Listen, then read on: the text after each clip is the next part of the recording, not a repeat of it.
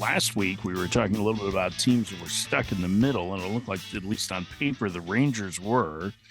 Well, what happened since then? The Rangers have won 6 in a row, a 9-game homestand where they go 8-1. Fist pumps all around, just like JB was doing before the break, Duke.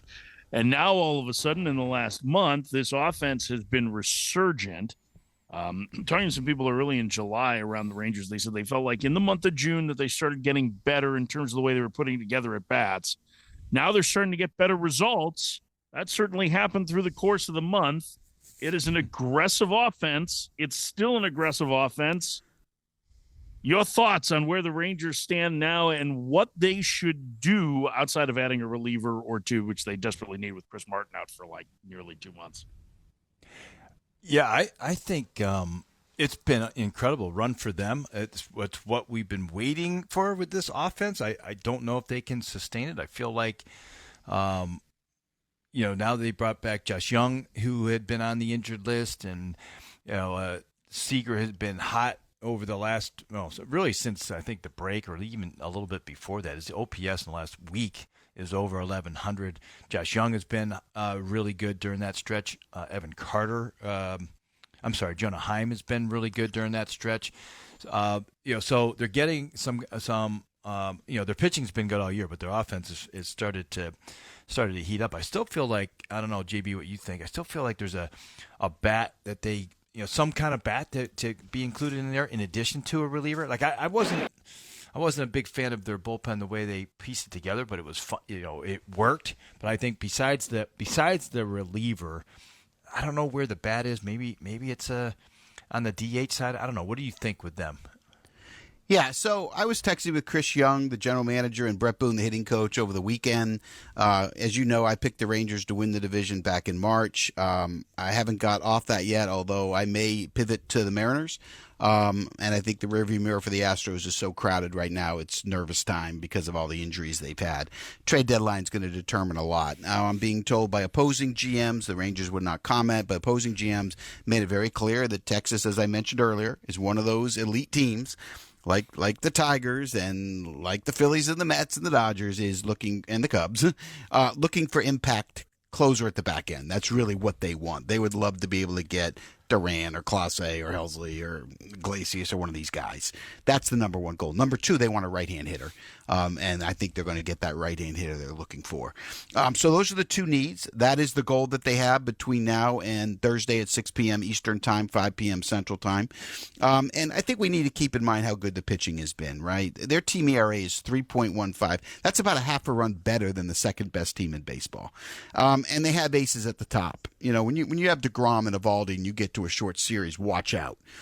So when they made the change of hitting coaches, they were hoping that after Brett was there a while that the offense would pick up. That's what's happened. It was a great hire because Brett Boone is all about doing the little things. You heard Ichiro Suzuki talk at the Hall of Fame about if you do the little things really well, good things will happen. And when Brett went over there as the hitting coach and he got in there, he was tired of watching everybody watch the home runs and style, and he was tired of watching people not be on the front dugout and give credit when a guy moved a runner from second to third with a ground ball to the right side with nobody out. And he came in and just emphasized from the very beginning, let's do the little things and let's watch the game and let's support each other and let's find a way to move the chains. Well, let's stop doing the Hail Marys and let's start getting some first downs. And it took a while, I think, for everyone to buy in kind of his approach. And I think now that they're there. And look, I thought it was a good offensive team coming out of spring training. I was not expecting them to struggle as much as they have offensively. But let's be realistic. Over the last 23 games, they're second in baseball in runs scored, only behind the Toronto Blue Jays, tied with the New York Yankees. That's what they've been, all right? And they got 30 home runs over the last 23 games, and they've stolen 30 bases over the last 23 games. No other team in baseball can say that, okay? So I like the development of the hitters. I like the fact that they're getting healthy. I like the fact that some of the hitters that got off the slow starts are now finding their groove at the right time. And so the Rangers are in a great position. Now it's up to Chris Young to make a difference because Jerry Dipoto made a huge trade getting Josh Naylor. That's a game changer. Like when you could fill your biggest weakness with a guy that hit 30 and 100 last year and helped the Guardians get to the LCS to play the Yankees, when you could add a piece to that team when their starting pitching is finally healthy and you've got a Rosarena hitting a home run every 12 minutes and Cal Raleigh being the MVP of the league probably now with Judge going on the injured list, I mean, to be able to get Naylor was huge. And they're not done. Duke and I talked to Jerry DiPoto yesterday on the award-winning front office show, 10-1 on Sundays Eastern Time. And Jerry DiPoto was clear. He's going all in. He's going to go try to make an impact in the back end of the bullpen. He's still on Eugenio Suarez. So this AL West is so fun because the GMs are just as important as the star player over the next 42 hours.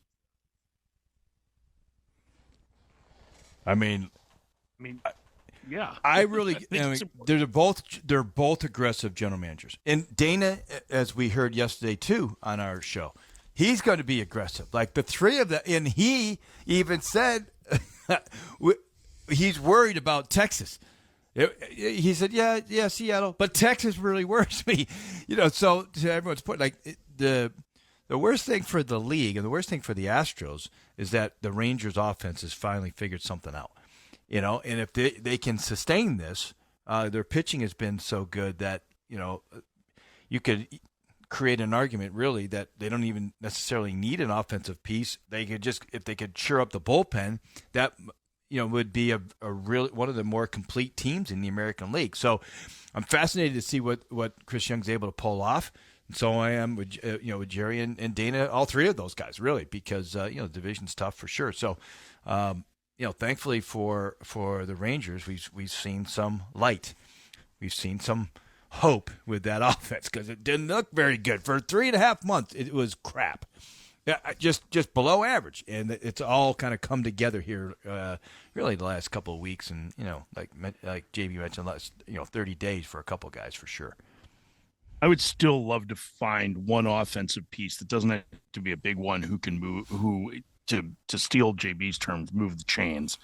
They are such an aggressive offensive group that the highs will be really high and the lows will be really low. Now, getting Jock Peterson back, I think, is going to help that some. But, man, if they could add another veteran piece that allows them to just grind some at-bats out, I think that would be really helpful. It doesn't have to be a major thing. You know what? They need a guy who's similar to what, and this was, I felt like a kind of an unsung guy on their 23 team. They need a Robbie Grossman type, in my mind, just to be able to help. Like, doesn't have to be a big star, but just somebody that sees a bunch of pitches. I'd still like to see that in addition to the bullpen help, because that rotation is really, really good. And listen, their bullpen's been great this year. It's just, I think the bullpen help is more because of the injury to Martin, right? Like Chris Martin had been great for them. And I know they jettisoned Luke Jackson last week. Like they have some moves that they can make there, but finding somebody that can miss some bats, I think is what most people are looking for in the bullpen. And I'm sure they'd love that, although they seem to have the right group of guys to be able to put together this role-less pen where like, we're just going to play the biggest matchups at the biggest moments, and they have absolutely the right manager to be able to handle that as well. So, Boch is about as good as it gets when it comes to that. And I'm in agreement. I think the next 2 months in the American League West is going to be really, really fun because it's not like the Angels are going to tear things down to the studs. They should be competitive at least. I don't think that they're going to be in the playoff mix. And the A's just winning 4 straight in Houston. I know that their pitching really struggles, and I know that it really is struggling in their home ballpark. And we can't really do this, but they had a stretch where they lost 20 out of 21. And the team's, 16 games under 500, right? So, take that out, and like they've been a 500-ish or a little bit better team. In fact, they've been a little bit better outside of that stretch than the Angels.